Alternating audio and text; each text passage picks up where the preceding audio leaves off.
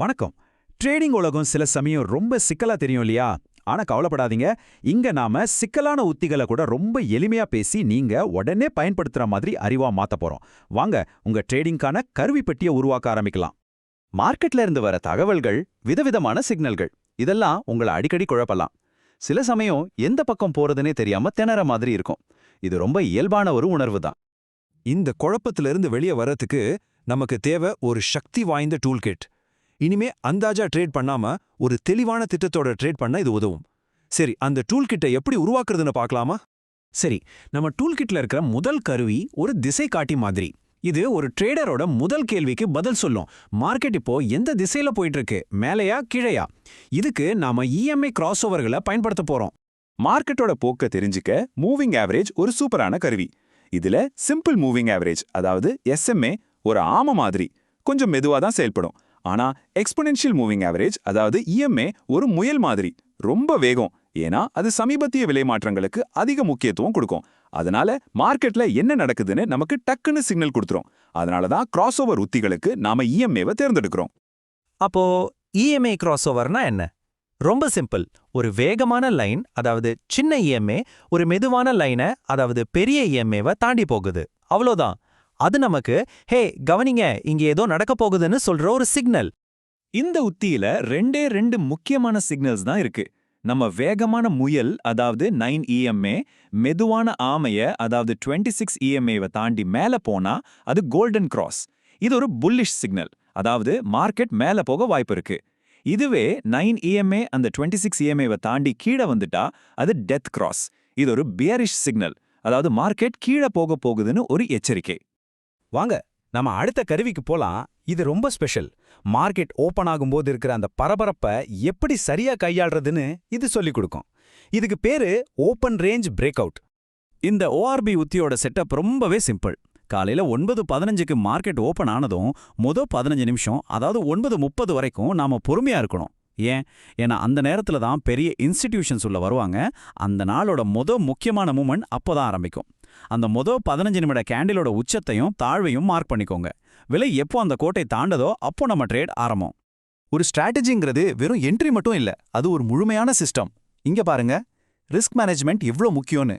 ஒவ்வொரு ட்ரேட்லயும் நம்ம அதிகபட்ச நஷ்டம் 10 பாயிண்ட்ஸ், ஆனா நம்ம லாப இலக்கு 20 பாயிண்ட்ஸ். இதுதான் 1:2 ரிஸ்க் ரிவார்ட் ரேஷியோ. நீங்க ₹1 ரிஸ்க் எடுத்தா ₹2 சம்பாதிக்கிறீங்க. நீண்ட காலத்துல ஜெயிக்கிறதுக்கான ரகசியம் இதுதான். சரி, நம்ம மூணாவது கருவி. இது கொஞ்சம் அட்வான்ஸ்ட்.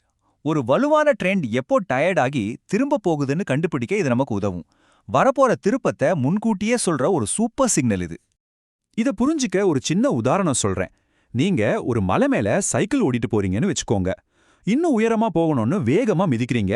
ஆனா போக போக உங்களுக்கு டயர்ட் ஆயிடுது, உங்க ஸ்பீடு குறையுது. ஆனா நீங்க இன்னும் மேல தான் போயிட்டு இருக்கீங்க. கொஞ்ச நேரத்துல என்ன ஆகும்? கண்டிப்பா கீழே இறங்கித்தானே ஆகணும். அது மாதிரி தான் இதுவும். இதுக்கு பேரு தான் RSI டைவர்ஜென்ஸ். டெக்னிக்கலா சொன்னா பிரைஸ் ஒரு பக்கம் போகுது, ஆனா அதோட வேகம், அதாவது மொமெண்டம், இன்னொரு பக்கம் போகுது. சார்ட்ல விலை மேல போற மாதிரி காட்டும், ஆனா RSI இண்டிகேட்டர் அதோட வேகம் குறைஞ்சிடுச்சுன்னு காட்டும். அப்போ அங்க ஒரு திருப்பம் வரலான்னு நாம உஷாராயிடணும். இதுல 2 வகை இருக்கு. பியரிஷ் டைவர்ஜென்ஸ்ல விலை புது உச்சிக்கு போகுது, ஆனா RSI கீழே வருது. நம்ம சைக்கிள் ஓட்டுனவர் மாதிரி டயர்ட் ஆயிட்டார்னு அர்த்தம். சீக்கிரம் கீழே இறங்க போறார். புல்லிஷ் டைவர்ஜென்ஸ்ல விலை புதுசா கீழே விழுது, ஆனா RSI மேல போகுது. இதுக்கு அர்த்தம் இப்போ வேகம் எடுக்க ஆரம்பிக்குது, மேல போகுதுன்னு ஒரு சிக்னல். இங்க ஒரு முக்கியமான விஷயத்தை ஞாபகம் வச்சுக்கணும். டைவர்ஜென்ஸை மட்டும் வச்சு ட்ரேட் பண்ணவே கூடாது. அது ஒரு வார்னிங் பெல் மாதிரி தான். அந்த பெல் ஒரு முக்கியமான சப்போர்ட் இல்லனா ரெசிஸ்டன்ஸ் லெவல்ல அடிச்சா, இல்லனா ஒரு புல்லிஷ் என்கல்ஃபிங் மாதிரி கேண்டில்ஸ்டிக் பேட்டர்ன் வந்து கன்ஃபார்ம் பண்ணா, அப்போதான் அது ஒரு பவர்ஃபுல் ட்ரேடிங் வாய்ப்பா மாறும். ஒன்றுக்கு மேற்பட்ட காரணிகள் ஒரே திசையை காட்டுவது தான் ஜெயிக்கிறதுக்கான வழி. ஓகே, இப்போ நம்ம கிட்ட 3 சூப்பரான கருவிகள் இருக்கு. இதையெல்லாம் எப்படி ஒன்னா சேர்த்து ஒரு முழுமையான ஸ்ட்ராட்டஜியா மாத்துறதுன்னு இப்போ பார்க்கலாம். ஸ்மார்ட்டான ட்ரேடர்ஸ் வீக்லி இல்ல டெய்லி சார்ட்ல மார்க்கெட்டோட பெரிய ட்ரெண்ட் எந்த பக்கம் இருக்குன்னு முதல்ல பார்ப்பாங்க. அப்புறமா சின்ன டைம் ஃப்ரேம்ல, அதாவது 4 மணி நேர சார்ட்லயோ இல்ல 15 நிமிஷ சார்ட்லயோ ஜூம் பண்ணி கரெக்டான என்ட்ரி பாயிண்ட்டை கண்டுபிடிப்பாங்க. இது உங்க ட்ரேடோட வெற்றி வாய்ப்பை பல மடங்கு அதிகப்படுத்தும். உலகத்திலேயே சிறந்த கருவிகள் உங்க கையில இருந்தாலும் சரியான மனநிலை இல்லனா ஜெயிக்க முடியாது.